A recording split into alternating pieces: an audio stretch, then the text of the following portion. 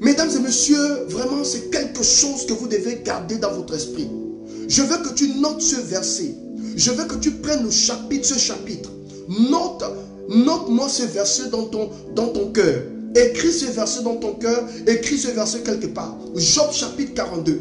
Il dit, je reconnais que tu peux tout faire et que rien ne s'oppose à tes pensées. Mesdames et messieurs, quand je parle de rien ne peut t'arrêter, je sais de quoi je parle. Et je crois qu'après ce message, vous allez regarder votre vie et vous allez faire un bilan. Vous allez réaliser qu'en réalité, Dieu est avec vous. Vous allez réaliser qu'en réalité, Dieu ne vous a jamais, je dis bien, jamais abandonné. Vous allez certainement me dire, professeur, vous ne savez pas ce que je suis en train de vivre comme épreuve, comme difficulté, comme problème, comme maladie. Mais permettez-moi de vous dire, au milieu de votre maladie, Dieu est présent. Peu importe la maladie, peu importe les obstacles, votre Dieu est à côté de vous. Écoutez, aujourd'hui, je suis dans la joie. Quand je constate la personne qui écrit ce texte, ce livre, mon cœur est dans la joie. Il s'appelle qui? Il s'appelle Job. Nous connaissons tous ce que Job a vécu. Il a vécu des moments les plus difficiles de sa vie. La Bible dit, Job a expérimenté ce que je ne souhaite même pas à un homme ce matin d'expérimenter. Il a perdu ses parents. Il a perdu ses entreprises. La Bible dit, la femme qui était même à côté de lui, qui dormait sur son sein, va dire ceci à Job. Maudit Dieu et meurt. Ce matin, je prêche sur ce thème. Rien ne peut te stopper.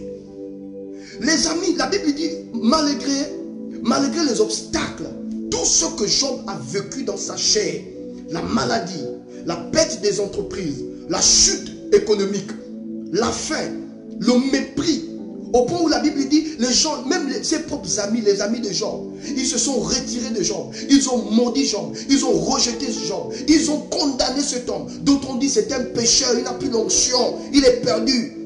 D'autres ont dit à Job, confesse ton péché. Parce qu'il y a des gens, quand ils te voient traverser les difficultés, ils pensent que vraiment tu es le plus grand pécheur. Ils ont dit que c'est un pécheur. La femme qui dormait sur sa poitrine, elle va dire ceci à Job, maudit Dieu et meurt. Mon frère, la personne qui parle ici, c'est Job.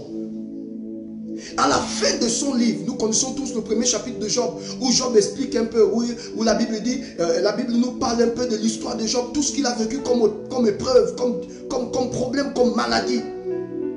Mais à la fin du livre de Job, les bras sautent. Parce que le verset 42, c'est la fin du livre de Job.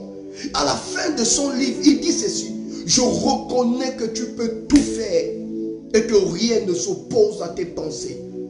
Et quand vous lisez la suite, la Bible dit l'Éternel va rétablir la vie de Job.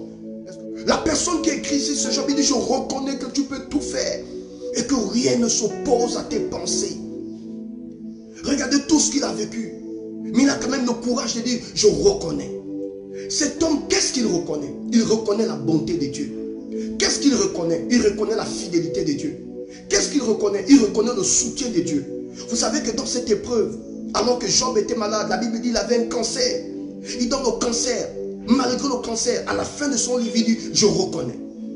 Job, tu reconnais quoi? Mais tu avais le cancer. Il dit, je reconnais que même dans ce cancer, il m'a aidé. Job a perdu ses enfants, mais à la fin de son livre, il dit, je reconnais que tu peux tout faire. Qu'est-ce que tu reconnais, Job? Oui, parce que malgré la perte de mes enfants, je ne sais pas qui tu as perdu autour de toi. Pendant que cette épidémie est en train de frapper le monde, je ne sais pas si tu as perdu un parent. Mais je veux que tu confesses comme Job. Malgré le fait qu'il a perdu ses enfants, il dit, je reconnais que tu peux tout faire. Malgré le fait que les amis de Job, ils l'ont accusé faussement, le faux témoignage. Ils ont menti sur Job. Ils l'ont traité de pécheurs, de bandits, d'escrocs, de voyous, de pauvres, de malheureux, de malheureux. À la fin de son livre, il dit, je reconnais que tu peux tout faire et que rien ne s'oppose à tes pensées. Malgré le fait que la femme de Job, c'est-à-dire que celle qui dort à tes côtés, te demande de maudire Dieu. C'est-à-dire que cette femme-là n'avait pas compris qu'il y a des épreuves dans la vie. Vous savez, je marque une pause pour dire, la femme la plus extraordinaire, l'homme que Dieu t'a donné, l'homme qui doit t'aider, qui doit te porter. Ce n'est pas celui qui fuit quand il y a des difficultés. C'est cette personne qui est à côté de toi malgré les obstacles. Malgré le fait qu'on salit ton nom, malgré le fait qu'on te ridiculise, malgré le fait qu'on te rejette. Mais la personne est toujours là à côté de toi. La Bible dit, la femme de Job va dire ceci à Job. Maudit Dieu et meurt. Dieu, autrement dit, Dieu n'est plus avec toi. Regarde comment il t'a réduit. Toi, le grand Job, la Bible dit, avant que Job ne tombe malade, il était prospère. Mais la femme qui était à côté de lui, oh, je marque une pause, je prie pour tous ces hommes qui regardent cette vidéo, que Dieu te donne une bonne épouse. Si tu es une femme, que Dieu te donne un bon mari, qui ne va pas te lâcher malgré ton état, qui ne va pas te lâcher malgré ta condition. Et même dans l'église, nous subissons ce que Job a subi. Quand tu n'es plus à la page, les gens te rejettent. Il suffit qu'on parle mal de toi. Même les personnes qui venaient chez toi, des personnes que tu aidais, aujourd'hui te regardent comme un pécheur, comme un maudit, comme quelqu'un vraiment rejeté par le ciel. Et pourtant la Bible dit, soutenez-vous les uns les autres. Vous voyez, même le travail des serviteurs de Dieu, c'est un travail rempli d'ingratitude. Des personnes que tu élèves aujourd'hui, c'est les mêmes qui attendent juste une occasion de chute pour te redescendre.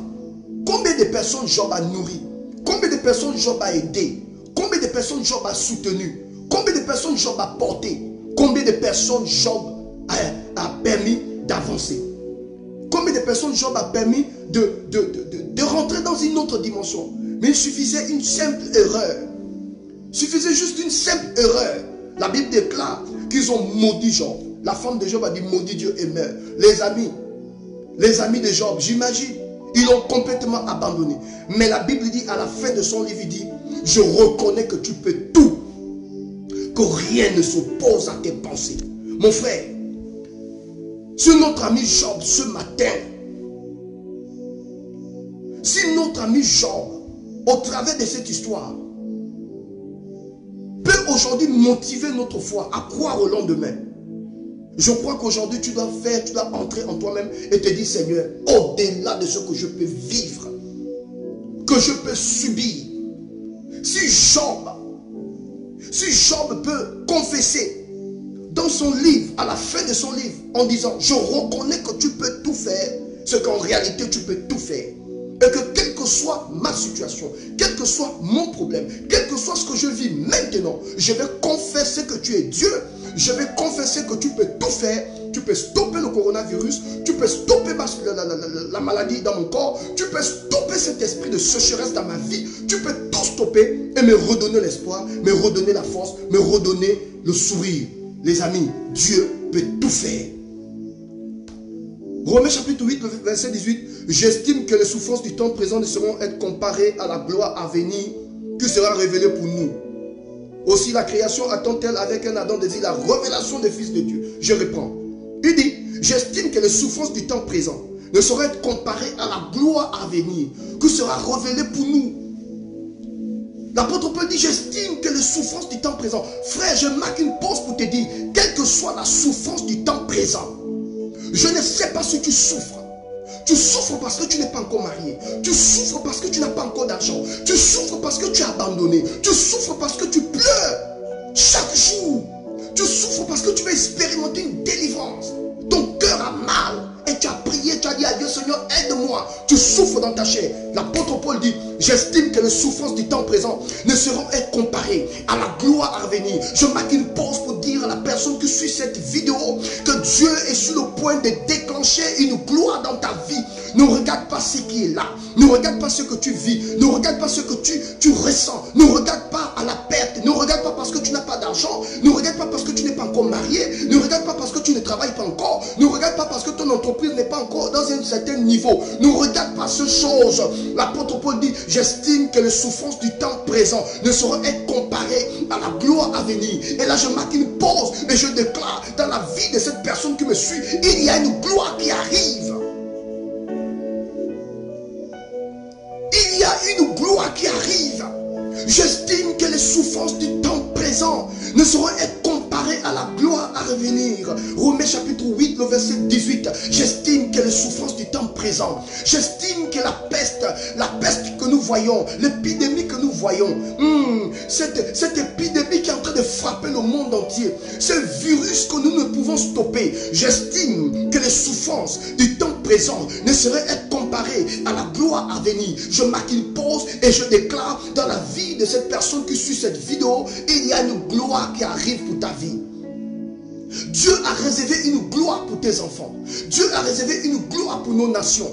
Dieu a réservé une gloire pour nos vies. Vous ne pouvez pas m'empêcher de croire qu'il y a une gloire qui vient. Mon frère et ma soeur, quel que soit ce que tu vis, je veux que tu penses, je veux que tu saches, je veux que tu gardes cette vérité à l'intérieur de toi. Il y a une gloire qui arrive. Et quand tu sais qu'il y a une gloire qui vient, rien ne peut te stopper, rien ne peut t'arrêter, rien ne peut t'empêcher à cette gloire. Vous savez que quand je traverse ce moment difficile, dans mon esprit, je sais qu'il y a une gloire qui arrive. Dieu ne permettra pas que je souffre.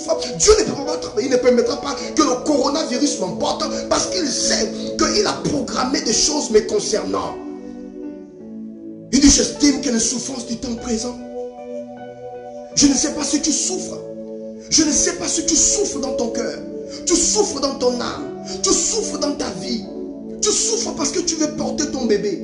Tu souffres parce que tu as un cancer. Tu souffres parce que tu as le sida. Tu souffres parce que tu as l'hépatite C. Tu souffres parce que tu as un virus. Tu souffres à cause du coronavirus. Tu souffres dans ton cœur, tu souffres. Tu souffres parce que tu n'es pas encore marié. Et les gens ne voient pas cette souffrance.